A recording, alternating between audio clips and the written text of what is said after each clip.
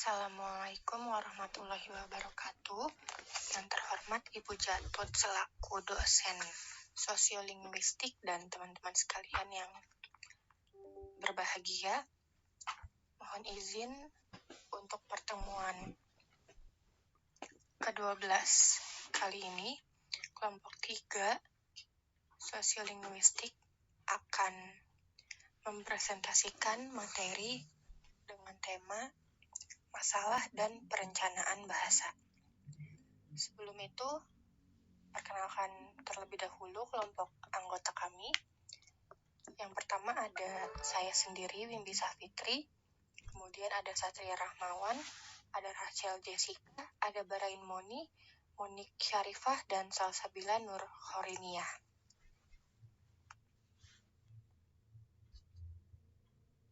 Pengertian komunikasi kebangsaan. Bahasa memberikan banyak fungsi, dimulai dengan si pembuat aturan yang mempunyai peranan dalam menciptakan atau menekankan batasan dari kelompoknya. Di samping itu juga menyatukan beberapa ujaran sebagai anggota dalam komunitas satu bahasa yang membedakannya dengan ujaran dari luar. Banyak hal dari bahasa juga dibuat untuk memberikan fungsi identifikasi sosial dalam komunitas dengan cara memakai indikator linguistik yang mungkin digunakan untuk menguatkan stratifikasi sosial. Penggambaran linguistik sering digunakan komunitas secara sadar maupun tidak untuk mengidentifikasi dirinya dengan orang lain dan menjadikannya ciri serta memelihara kategori sosial. Komunikasi kebangsaan. Sebagian besar fungsi bahasa adalah universal. Cara bekerjanya, komunikasi pada setiap komunitas berdasarkan fungsi yang ada adalah bersifat khusus. Hubungan status yang sama dari dua ujaran mungkin terbawa oleh pilihan mereka dalam bentuk ujaran dalam suatu bahasa, dan yang lainnya melalui jarak mereka berdiri dalam bagian atau posisi badan mereka sementara berbicara, serta antara bilingual bahkan melalui pilihan mereka tentang bahasa yang digunakan untuk menunjukkan satu dengan yang lainnya.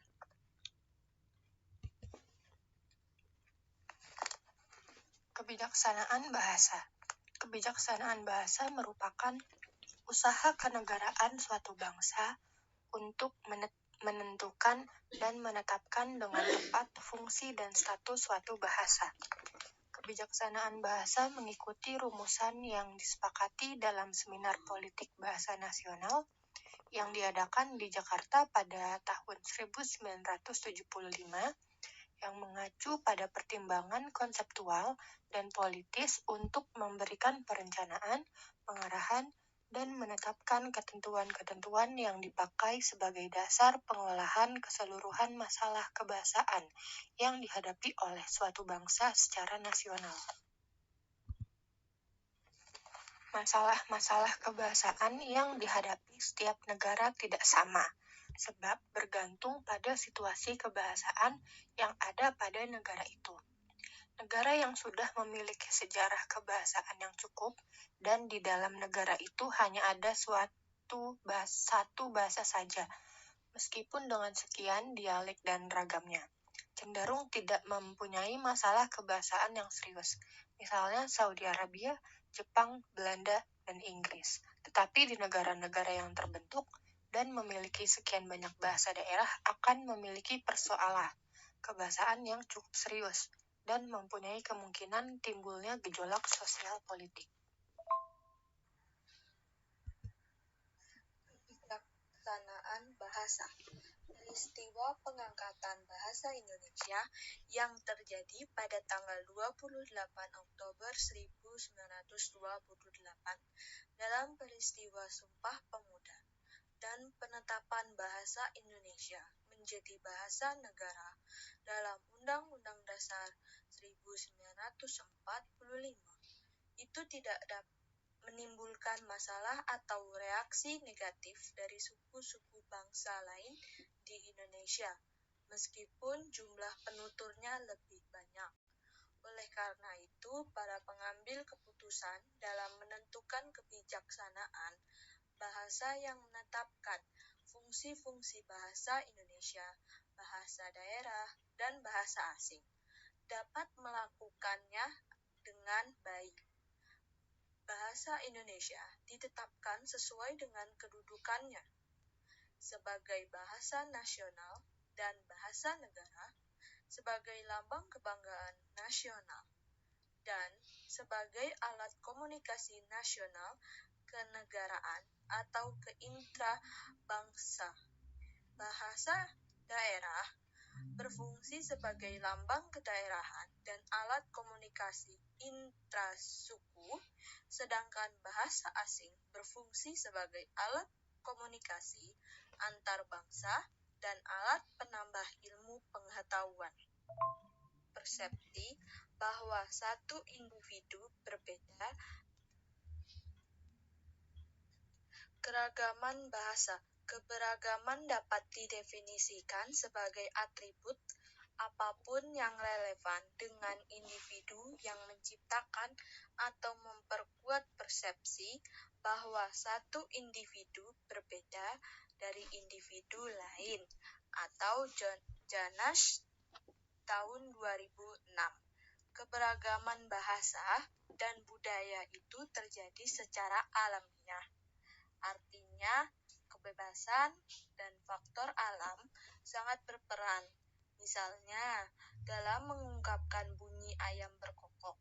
Contohnya, menurut Mulyana tahun 2008, memberikan contoh beberapa bahasa daerah yang mengekspresikan bunyi ayam jago berkokok, antara lain Sunda kokroyok, Indonesia kukuruyuk, Jepang kekoko, Korea kokyo, Prancis kikiriki, Rusia kukita, Inggris chok-a-doodle.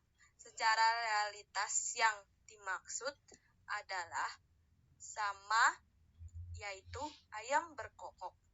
Namun, cara membunyikannya berbeda karena kebebasan dari penggunaan bahasa.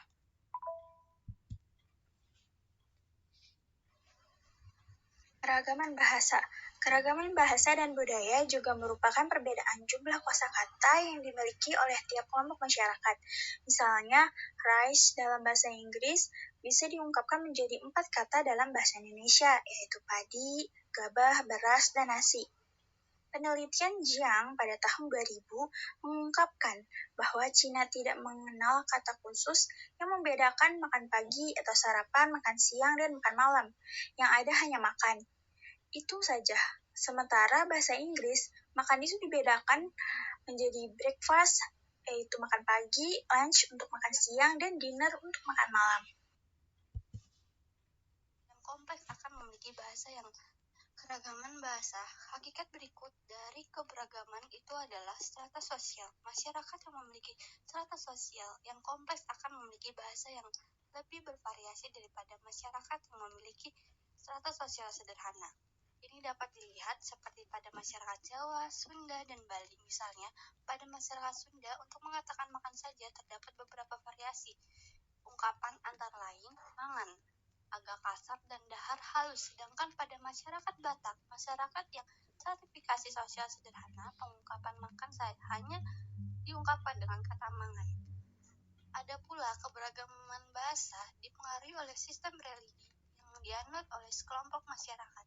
Masyarakat penganut Muslim banyak menggunakan kosakata yang berasal dari bahasa Arab karena ajaran Islam disampaikan dan berkembang pertama kali di tanah Arab. Sampai hari ini kita rujukan yang digunakan tetap berbahasa Arab. Kondisi ini membuat masyarakat harus familiar dengan bahasa Arab. Ini sebagai bahasa kenegaraan. Berbagai tipe negara ada 3. Yang pertama, negara tipe nuglosik. Nuglosik adalah negara yang menjadikan bahasa asli pribumi sebagai bahasa kenegaraan. Contoh negara, Indonesia, Malaysia, Thailand, Belgia, dan Cina. Yang kedua, negara tipe exoglossik. Negara yang mempunyai bahasa resmi bukan dari pribumi. Contoh negara, Somalia, Haiti, Liberia, Mauritania, Sudan, Papua Nugini, Nigeria, Ghana, dan Kongo. Yang ketiga, negara tipe eglossik dan endoglosik adalah negara yang mempunyai satu bahasa nasional pribumi dan beberapa bahasa resmi pribumi bahasa luar. Contoh negara, Filipina, India, Singapura, Tasnia, dan Ethiopia. Baik, berikutnya adalah simpulan. Perencanaan bahasa merupakan kegiatan yang harus dilakukan setelah melakukan kebijaksanaan bahasa. Perencanaan bahasa disusun berdasarkan ketentuan-ketentuan yang telah digariskan dalam kebijaksanaan bahasa. Siapapun sebenarnya dapat menjadi pelaku perencanaan. Pelaksanaan perencanaan bahasa ini mengalami hambatan yang mungkin akibat dari perencanaannya yang kurang tepat, bisa juga dari para pemegang tampuk kebijakan, dari kelompok sosial tertentu, dari sikap bahasa para penutur, maupun dari dana dan ketenagaan. Hambatan dari pemegang tampuk kebijakan bisa terjadi karena mereka yang memegang tampuk kebijakan di luar bidang bahasa. Sekian materi yang bisa kami sampaikan, kurang lebihnya mohon maaf. Wassalamualaikum warahmatullahi wabarakatuh.